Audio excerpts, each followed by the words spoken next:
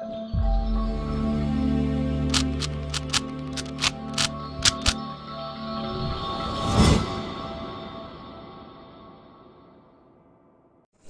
Guys, I hope you like my videos. If you like my videos please like share and subscribe our channel. आज हम लोग class 12 business studies chapter 8 controlling का part 2 आपके साथ discuss करने जा रहे हैं, जिसमें आपके पास सबसे इंपॉर्टेंट टॉपिक है. अगर आप बात करें इस चैप्टर में, जो मेन था वो दो ही पार्ट्स में डिवाइडेड है. पार्ट 1 हम आपके पास ऑलरेडी ला चुके हैं. पार्ट 2 जो है ये बचा था आपके पास. इसमें कंट्रोलिंग प्रोसेस था जो कि बहुत ज्यादा इंपॉर्टेंट है अगर आप एग्जामिनेशन पॉइंट ऑफ व्यू से बात करें. ये एक ऐसा चैप्टर है जो बहुत छोटा चैप्टर है और समझने में भी बहुत आसान है.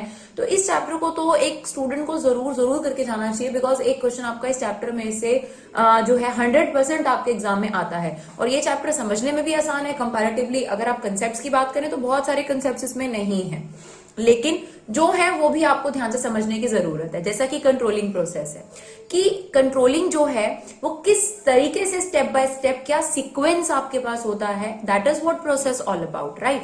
तो हम कंट्रोलिंग क्या होता है ये तो पार्ट 1 में आपको एक्सप्लेन कर चुके हैं कि कंट्रोलिंग का क्या मतलब है.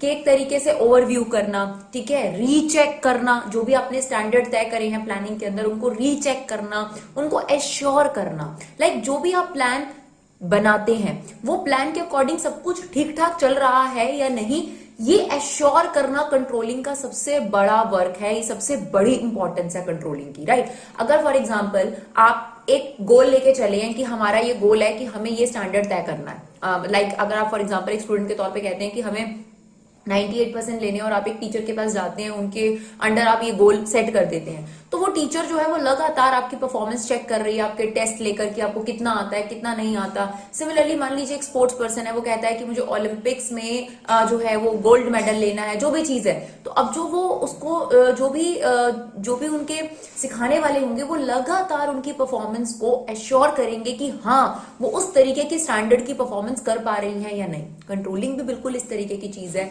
बिजनेस में भी हर एक ऑर्गेनाइजेशन का एक गोल होता है, और वही जो ओवरऑल गोल होता है वो अलग अलग डिपार्टमेंट को सेट कर दिया जाता है कि इस डिपार्टमेंट का ये गोल है, इस डिपार्टमेंट का ये गोल है.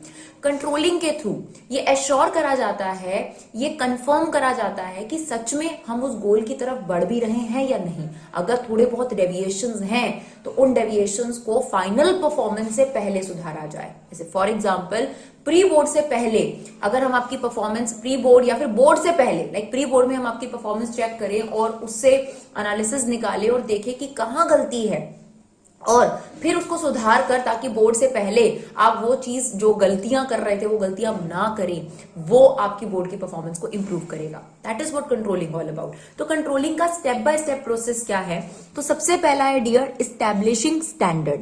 अब कई स्टूडेंट का सवाल ये होता है मैम कि ये जो एस्टैब्लिशिंग स्टैंडर्ड है ये तो प्लानिंग में हो जाता है, तो आप कंट्रोलिंग प्रोसेस में पहला स्टेप ये क्यों लिख रहे हो. और बहुत अच्छा लगा था मुझे जब उस स्टूडेंट ने ये सवाल पूछा था.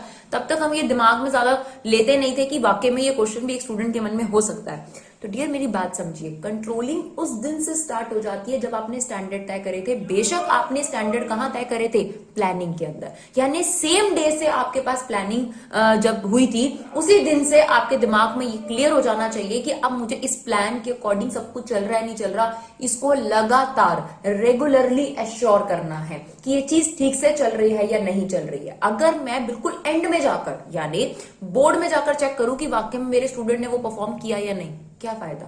यानी अगर आपका एक गोल है, फॉर एग्जांपल आप अपनी एक शॉप को डेकोरेट कराना चाहते हैं, आपने एक इंटीरियर डेकोरेटर को समझाया कि देखो मेरा ये प्लान है कि मेरी शॉप इस तरीके से बन जाए. अब आप पूरा काम होने के बाद अपनी शॉप को देखने आते हैं, सब गड़बड़ घोटाला हो गया, जैसा आप चाहते थे, जैसा आपने समझाया, थोड़ा अंडरस्टैंडिंग में डिफरेंस हो जाता है. लाइक मैं क्या कहना चाहती थी वो क्या समझ गई, उसमें डिफरेंस आ गया. लेकिन अगर आप रेगुलर बेसिस पर जो जो काम हो रहा है उसको देखने आते हैं और जो आपको चीज चेंज करवानी है उसे लगातार चेंज कराते हैं, तो जो फाइनल रिजल्ट होगा वो अकॉर्डिंग टू योर प्लान होगा. तो बिल्कुल वही चीज है डियर, जैसे ही आपने स्टैंडर्ड तय करा उस दिन से ही एश्योरेंस करना आपकी जिम्मेदारी हो गई. यानी बिजनेस एक लगातार कंट्रोलिंग प्रोसेस से गुजरता है, इसलिए कंट्रोलिंग का फीचर भी होता है कि controlling is a continuous process. ऐसा नहीं हो सकता कि आज आप देखने आए और कल आपने नहीं देखा. तो controlling is a continuous process. तो सबसे पहली बात स्टैंडर्ड तय करना, ठीक है, इसके बारे में हम डिटेल में देखते हैं. स्टैंडर्ड तय करना, फिर जो स्टैंडर्ड आपने तय कर दिए, ठीक है ना, अब आपने परफॉर्म करना स्टार्ट करा. अब हम क्या करेंगे कि आपकी एक्चुअल परफॉर्मेंस क्या चल रही है, ठीक है ना। ये तो आपने अपने लिए एक लैंडमार्क तय कर दिया कि ठीक है मुझे ये अचीव करना है, this is my goal, this is my benchmark, ये वो जगह है जहां मुझे पहुंचना है, ठीक है, वो डेस्टिनेशन है जहां मुझे पहुंचना है। आपने स्टैंडर्ड तय कर दिया। अब स्टैंडर्ड तो तय कर दिया आपने, अब आपने उसके अकॉर्डिंग काम करना शुरू करा। अब आप अपनी एक्चुअल परफॉर्मेंस को मेजर करोगे। जैसे फॉर एग्जांपल आपने स्टैंडर्ड तय करा कि मेरे 90% आने चाहिए। अब आप अपने प्री बोर्ड में मार्क्स मेजर कर रहे हो कि मेरे 65% है। This is measuring of actual performance. Now in दोनों को कंपेयर करा हमने। कंपेयर करके हमें पता चलेगा कि डेविएशंस हैं। अगर वाकई में 90% आ जाते तो कोई डेविएशन नहीं था, लेकिन अगर कम आ रहे हैं तो दैट मींस डिफरेंस को डेविएशन कहा जाता है। यानी यस मेरी परफॉर्मेंस में डेविएशंस हैं, ठीक है। फिर क्यों ये मेरे जो परसेंटेज है ये कम क्यों है, उन डेविएशन को डिटेल में जाकर हम एनालाइज करेंगे। क्या रीजंस हैं, किन रीजंस की वजह से मेरा ये जो परफॉर्मेंस है, जो मैंने लैंडमार्क तय करा 90%, उससे मेरी परफॉर्मेंस कम क्यों रही, उसको डीपली एनालिसिस करेंगे। और इसके आपके पास मेथड्स हैं। यही सबसे इंपॉर्टेंट स्टेप है अगर case study point of view से बात करी जाए। जब आपने रीजंस को एनालाइज कर लिया कि ये रीजंस थे जिनकी वजह से मेरी परफॉर्मेंस डाउन थी, देन आप लेंगे करेक्टिव एक्शन इफ नीडेड। अगर आपकी परफॉर्मेंस इक्वल है, लाइक आपने 90% स्टैंडर्ड तय करा और एक्चुअल परफॉर्मेंस 90% है, तो आगे चलने का कोई खास पर्पस नहीं बनता आपका। और अगर आपकी परफॉर्मेंस 90% आपने लैंडमार्क तय करा और प्री बोर्ड में आपके 92 आए, तब भी हम डेविएशंस निकालते हैं और उन डेविएशंस को डीपली एनालाइज करते हैं। आप कहेंगे तब क्यों? तब इसलिए ताकि जो चीजें हमें अपनी स्टैंडर्ड से ज्यादा परफॉर्मेंस दे रही हैं वो हम आगे भी कंटिन्यू रखें ना। लाइक अगर मैंने स्टैंडर्ड तय करा 90 और मेरे प्री बोर्ड में 92 आ रहे हैं, तो ऐसा मैंने क्या किया जिससे मेरी परफॉर्मेंस मेरे लैंडमार्क से ज्यादा है। मुझे उन चीजों को कंटिन्यू करना है फ्यूचर के अंदर, तो इसलिए भी उनको एनालाइज करा जाता है, ठीक है जी। लेकिन करेक्टिव एक्शन आप कब लेंगे? जब आपकी परफॉर्मेंस आपके स्टैंडर्ड से कम है। यानी ये था आपका स्टैंडर्ड और ये है आपकी एक्चुअल परफॉर्मेंस। अब आपने कंपेयर करा तो आपने पाया कि मेरी परफॉर्मेंस कम है।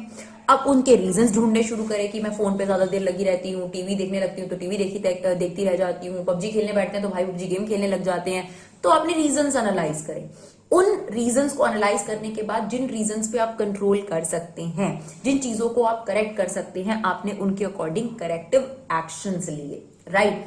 एंड लास्ट, ये कई बुक्स में है और कई बुक्स में नहीं है, फीडबैक रिपोर्ट तैयार करना। इसके बारे में भी हम डिस्कस करेंगे, बट मेन आपके पास ये 5 स्टेप हैं जो आपको हर बुक में मिलेगा। फीडबैक रिपोर्ट 1-2 बुक्स हैं जिसमें अलग से मेंशन है, तो इसके बारे में भी हम डिटेल में पढ़ेंगे। तो एक एक करके इन स्टेप्स को पढ़ते हैं। बहुत नॉर्मल सी चीज है स्टैंडर्ड तय करना, यानी आप अपने दिमाग में इस प्रोसेस को सेट कर सकते हो। देखो मैंने ना जब 12th स्टार्ट हुई थी तो 90% अपना टारगेट रखा था, एस्टैब्लिश स्टैंडर्ड। फिर मैंने अपनी परफॉर्मेंस को मेजर करा, that is measuring actual performance. फिर मैंने दोनों को कंपेयर करा, कंपेयर करके पता चला कि मेरी इतनी % डाउन है।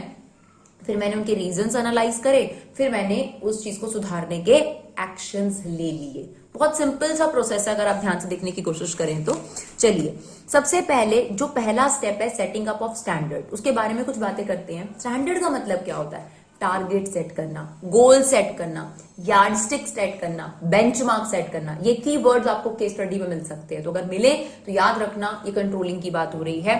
यानी आपके पास स्टैंडर्ड, उसमें जो स्टैंडर्ड सेटिंग होती है उसकी बात हो रही है। तो अगर कोई कंपनी अपने टारगेट सेट कर रही है, यहां पर मुझे पहुंचना है, दिस इज द लैंडमार्क, ये मेरी जगह है, ये मेरी डेस्टिनेशन है, ये मेरा गोल है, ये मेरा बेंचमार्क है, यहां तक मुझे पहुंचना है, that is what setting up of standards.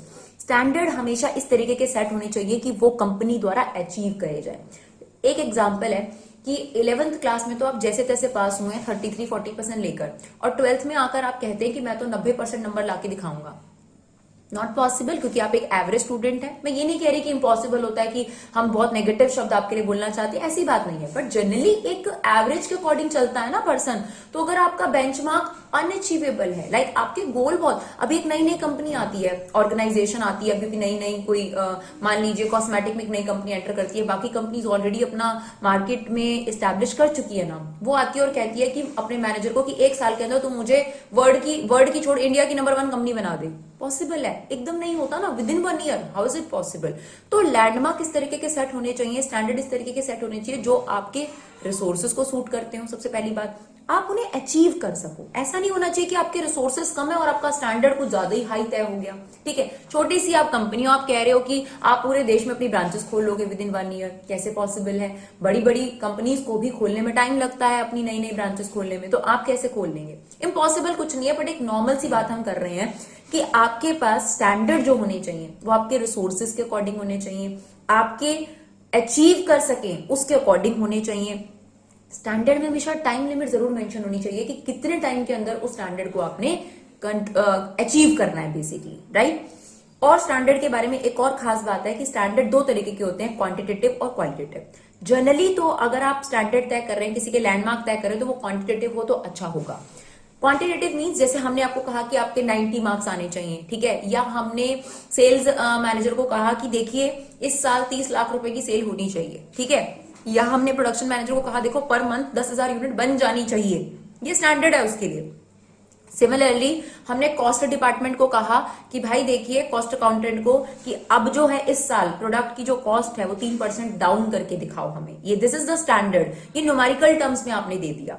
इसी तरीके से क्वालिटेटिव स्टैंडर्ड्स भी होते हैं, जैसे फॉर एग्जांपल हमने कहा कि इसकी क्वालिटी इससे बिलो नहीं होनी चाहिए। जैसे हम कोई प्रोडक्ट मार्केट में बेच रहे हैं, ठीक है, तो हमने कहा इसकी क्वालिटी इससे बिलो नहीं होनी चाहिए, राइट। या फिर एम्प्लॉयज को मोटिवेट करना, ठीक है, इतना मोटिवेट कर दो कि वो अच्छे से काम करना शुरू कर दे, उनकी एफिशिएंसी इंक्रीज हो जाए, जिनको न्यूमेरिकल टर्म्स में आप डिपिक्ट नहीं कर सकते, राइट।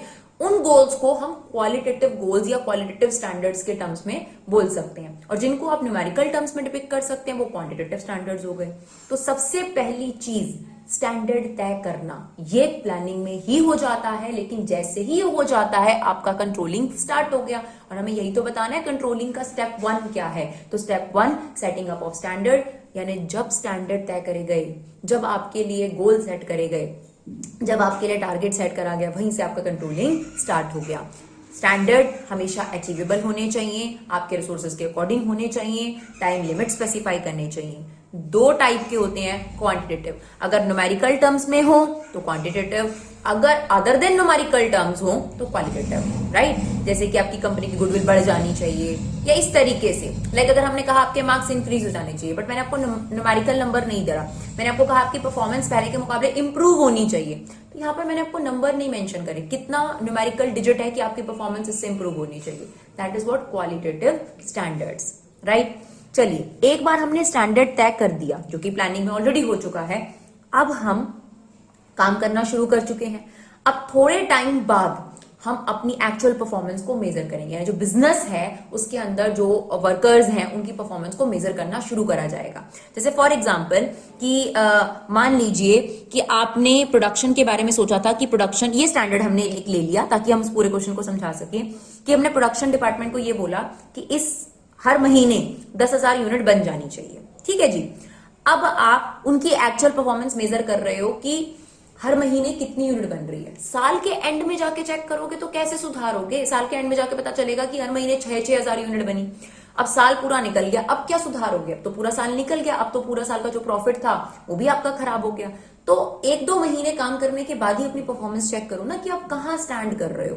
तो मेजरिंग ऑफ एक्चुअल परफॉर्मेंस, जिसके लिए डिफरेंट टेक्निक्स ऑर्गेनाइजेशन में फॉलो करी जाती हैं। पर्सनल ऑब्जर्वेशन, या तो जो सुपरवाइजर है वो जाके घूमेगा फैक्ट्री में, देखेगा कि वाकई में इतनी प्रोडक्शन हो रही है या नहीं हो रही है, राइट। दूसरा है, जैसे अगर हमने क्वालिटेटिव स्टैंडर्ड तय करे थे तो सैंपल चेक कर लेना कि एक बार सैंपल उठा के देखना कि वाकई में उस क्वालिटी का माल बन रहा है या नहीं बन रहा, ठीक है। परफॉर्मेंस रिपोर्ट्स डेली बेसिस पे फैक्ट्री में बनती है, जिसमें ये होता है कि कितनी यूनिट्स आज बनकर तैयार हुई, कितने वर्कर्स ने कितने घंटे काम करा और कितनी यूनिट आपके पास तैयार हुई, उससे भी आप चेक कर सकते हैं एक्चुअल परफॉर्मेंस। या फिर अकाउंटिंग रेशियोज, जो कि आप 12th क्लास में चैप्टर में पढ़ चुके हो, वो भी एक बहुत अच्छा टूल है। अब कई स्टूडेंट को ऐसा लगता है कि अकाउंटिंग रेशियो साल के एंड में कैलकुलेट करी जाती है, कोई जरूरी नहीं है। आप क्वार्टरली भी अकाउंटिंग रेशियोज कैलकुलेट कर सकते हैं और उससे अपने मैनेजमेंट की, अपनी कंपनी की परफॉर्मेंस को रीचेक कर सकते हैं कि हम अपने गोल की तरफ बढ़ भी रहे हैं या नहीं बढ़ रहे, ठीक है। तो ये 4 आपके पास टेक्निक हैं जिसके जरिए कंपनी में या ऑर्गेनाइजेशन में, फर्म में परफॉर्मेंस को मेजर करा जाता है, एक्चुअली मेजर करा जाता है। तो अगर आपके पास, आपने स्टैंडर्ड तय करा था 10,000 यूनिट, चाहे किसी भी तरीके से कोई भी टेक्निक का इस्तेमाल कर कर आपने देखा कि आपकी कंपनी में 7500 यूनिट के आसपास हर महीने प्रोड्यूस हो रहा है, यानी जितना आपने स्टैंडर्ड तय करा है उसमें गड़बड़ है। तो ये आपने एक्चुअल परफॉर्मेंस मेजर करी, या तो परफॉर्मेंस रिपोर्ट को देखकर या पर्सनल ऑब्जर्वेशन को करके, किसी भी वजह से आपने ये चेक कर ली कोई भी टेक्निक का इस्तेमाल कर कर। तो पहला स्टैंडर्ड तय करना, दूसरा एक्चुअल परफॉर्मेंस को मेजर करना, उसके बाद इन दोनों को कंपेयर करा जाएगा dear, actual performance with the standard. अगर आपकी एक्चुअल परफॉर्मेंस स्टैंडर्ड परफॉर्मेंस के बराबर है, यानी आपने जो स्टैंडर्ड तय करा था 10,000 यूनिट और कंपनी में बन भी 10,000 यूनिट ही रही है, तो कोई टेंशन नहीं है, तो आपको आगे जाने की जरूरत ही नहीं है, फोर्थ स्टेप की कोई जरूरत नहीं है। लेकिन अगर आपकी एक्चुअल परफॉर्मेंस स्टैंडर्ड परफॉर्मेंस से ज्यादा है तो ये पॉजिटिव डेविएशन कहलाता है। अच्छी बात है ना कि आपने स्टैंडर्ड से ज्यादा परफॉर्म करा। इसमें दो बातें हैं डियर, या तो आपने अपने स्टैंडर्ड को अंडर एस्टिमेट करा, यानी आपने खुद की अपनी कैपेबिलिटी को अंडर एस्टिमेट करा, यानी आप एक्चुअली में अच्छा परफॉर्म कर सकते थे लेकिन आपने स्टैंडर्ड कम तय करा, या फिर एक्स्ट्राऑर्डिनरी कुछ चीजें हो गई, आपके वर्कर्स एफिशिएंट हो गए, मोटिवेटेड फील करने लग गए नए मैनेजर के आने से, और जो आपकी एक्चुअल परफॉर्मेंस है वो आपकी स्टैंडर्ड परफॉर्मेंस से ज्यादा चली गई। कुछ भी वजह है लेकिन ये गुड साइन है आपके पास। अगर एक्चुअल परफॉर्मेंस स्टैंडर्ड परफॉर्मेंस से कम है, जैसा कि अभी हमने आपको बताया 7500 यूनिट बन पाई हैं जबकि हमने टारगेट तय करा था 10,000 यूनिट पर मंथ, इसे बोलते हैं नेगेटिव डेविएशंस, यानी आपने अपनी स्टैंडर्ड परफॉर्मेंस से कम परफॉर्म करा। यहां पर हमें जरूरत पड़ेगी इनको डीपली एनालाइज करने की। वैसे तो ही इन दोनों केसों में हम रीजंस देखेंगे कि एक्चुअल परफॉर्मेंस स्टैंडर्ड परफॉर्मेंस से ज्यादा क्यों है, ताकि हमें ये पता चल सके कहीं स्टैंडर्ड तो नहीं गलत तय कर दिए थे हमने, है ना। ये रीजंस जानने भी बहुत जरूरी है। कहीं मैंने अपने स्टैंडर्ड को अपनी कैपेबिलिटी से कम तो नहीं जज कर लिया था, ये भी जानना जरूरी है, क्योंकि स्टैंडर्ड की एक्यूरेसी भी पता चल जाती है कंट्रोलिंग में। ये भी एक बहुत अच्छी खासियत होती है कंट्रोलिंग की, ठीक है। और ये तो खैर हमें रीजन ढूंढने ही ढूंढने हैं कि हमारी एक्चुअल परफॉर्मेंस हमारी स्टैंडर्ड परफॉर्मेंस से कम क्यों है, क्या रीजंस हैं जिसकी वजह से कम प्रोड्यूस हो पाया, राइट। और एक बात हमेशा याद रखिएगा, अगर जो ये डेविएशंस हैं ये 100 यूनिट या 50 यूनिट या मतलब माइनर डेविएशंस हैं तो उनको इग्नोर करा जाता है, क्योंकि इतने डेविएशंस तो ओके होते हैं, इतना डिफरेंस तो चलता ही है। लेकिन अगर डेविएशंस हाई हैं तो उन पे कंट्रोल करना, उनको टाइमली उन पे ध्यान देना, ये बहुत ज्यादा जरूरी हो जाता है, राइट। ना फोर्थ पॉइंट क्या है, तो फर्स्ट हमने स्टैंडर्ड तय कर लिया 10,000 यूनिट, सेकंड में हमने मेजर कर लिया कि हमारी एक्चुअल परफॉर्मेंस क्या चल रही है, थर्ड में हमने उनको कंपेयर करा।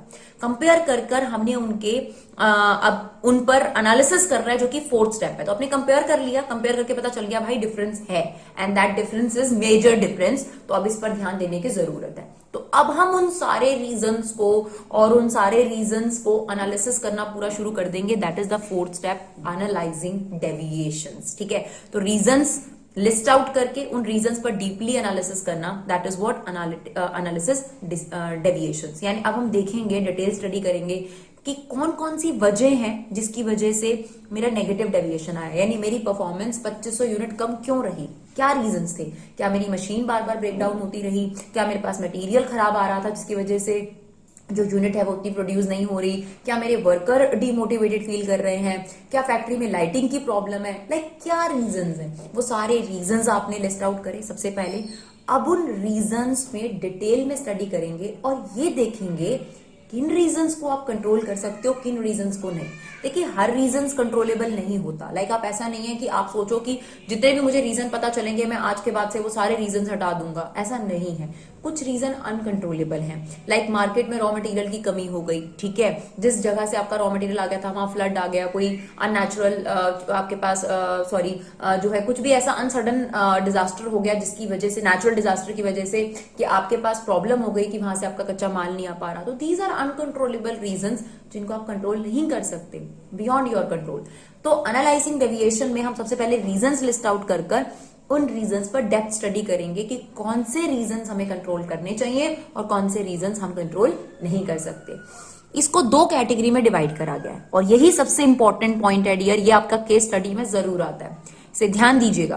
क्रिटिकल पॉइंट कंट्रोल और मैनेजमेंट बाय एक्सेप्शन, दोनों अप्रोचेस अलग अलग हैं, बात एक ही है बट थोड़ा सा डिफरेंस है। तो ध्यान रखिएगा केस स्टडी में दोनों में से कोई एक आती है, ठीक है, तो वही पहचानना आपके लिए जरूरी है।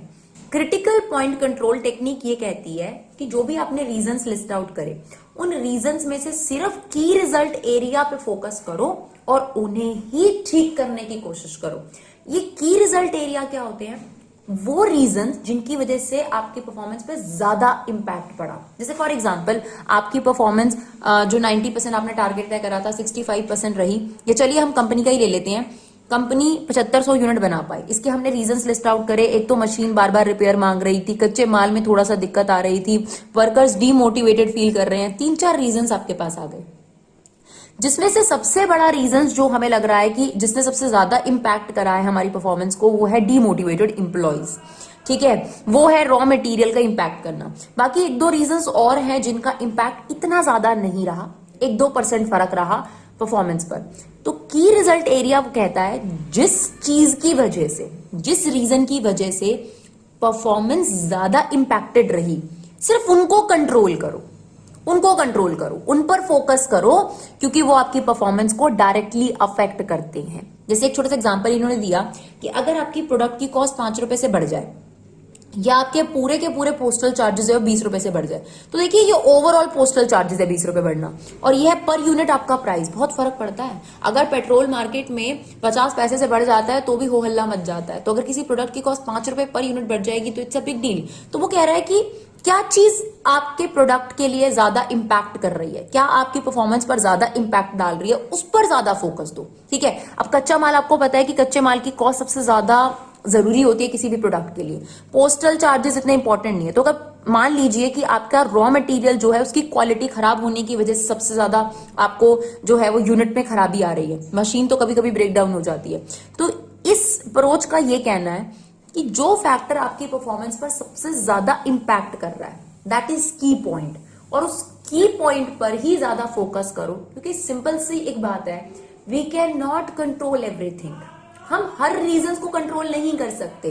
तो इसी वजह से ये 2 अप्रोच बनाई गई, जिसमें से इस अप्रोच का ये कहना है कि अगर आपके पास 5-6 रीजंस लिस्ट आउट हो गए जिसने आपकी परफॉर्मेंस को कम किया, तो उन 5-6 रीजंस में से वो रीजंस ढूंढिए जिन्होंने सबसे ज्यादा इंपैक्ट करा आपकी परफॉर्मेंस को, जिसकी वजह से सबसे ज्यादा आपकी परफॉर्मेंस डाउन हुई है। उन रीजंस को ढूंढ के उन रीजंस पर ध्यान दीजिए। That is what critical point control. तो इसमें कीवर्ड है ये। जबकि एमबीई में क्या है, रेंज शब्द याद रखना, रेंज, मैनेजमेंट बाय एक्सेप्शन। जैसे इसका क्या कहना है, इसका ये कहना है कि आप हर चीज कंट्रोल करने की कोशिश करेंगे तो आप कुछ भी कंट्रोल नहीं कर पाएंगे। दूसरा, इसने बहुत सिंपल सी बात बोली, इसने बोला कि हर एक चीज की एक रेंज डिफाइन कर दो, अगर वो अपनी रेंज से बियॉन्ड जाए सिर्फ उन्हीं को कंट्रोल करो। देखो यहां पर तो ये कहा गया कि कंपनी खुद डिसाइड करे, या जो भी प्रोडक्शन मैनेजर है वो खुद डिसाइड करे कि कौन से एरिया ज्यादा इंपैक्ट कर रहे हैं मेरे प्रोडक्शन को, उन पर कंट्रोल करें।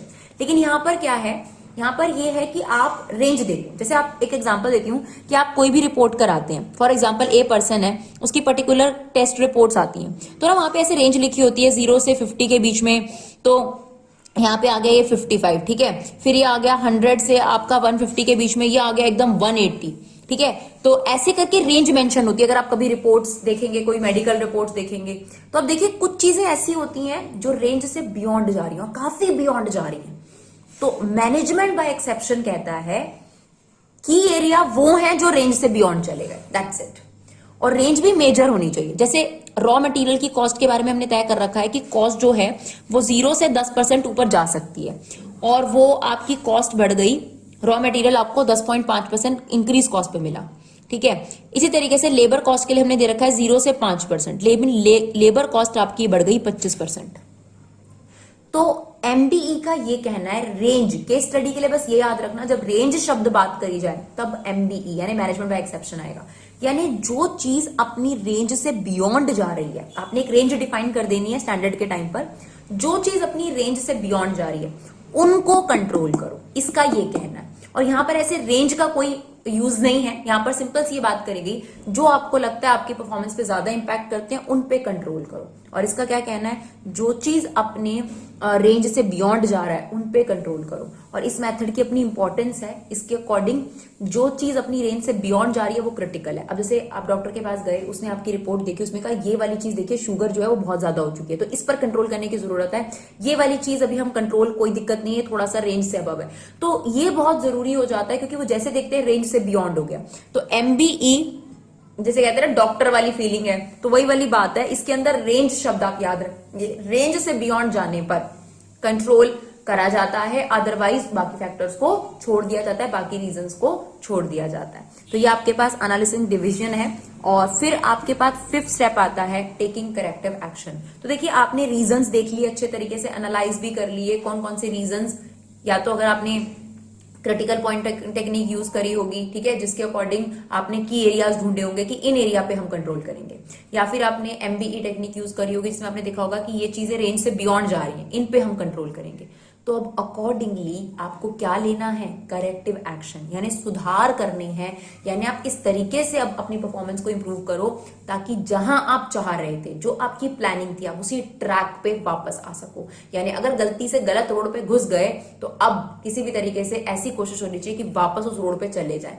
तो manager take steps to bring back everything on track that is according to the plan. तो उसकी इस स्टेप में ये कोशिश रहती है कि सब कुछ वापस ट्रैक पर आ जाए, जैसा मैंने स्टैंडर्ड में तय करा था वैसा मैं अचीव कर पाऊं अपनी ऑर्गेनाइजेशन के लिए, राइट। जैसे कि एग्जांपल है कि अगर मशीन दिक्कत कर रही थी तो मशीन को रिप्लेस कर दो, अगर इंप्लॉय डिमोटिवेटेड थी तो उनको मोटिवेशन करने के लिए अलग अलग इंसेंटिव्स का इस्तेमाल करो, और अगर रॉ मटेरियल में दिक्कत आ रही थी तो रॉ मटेरियल को सुधारो। तो क्या चीज गड़बड़ थी वो हमने एनालाइज कर ली थी 4th स्टेप में, अब हमने उसके अकॉर्डिंग करेक्टिव एक्शन लेना था, राइट।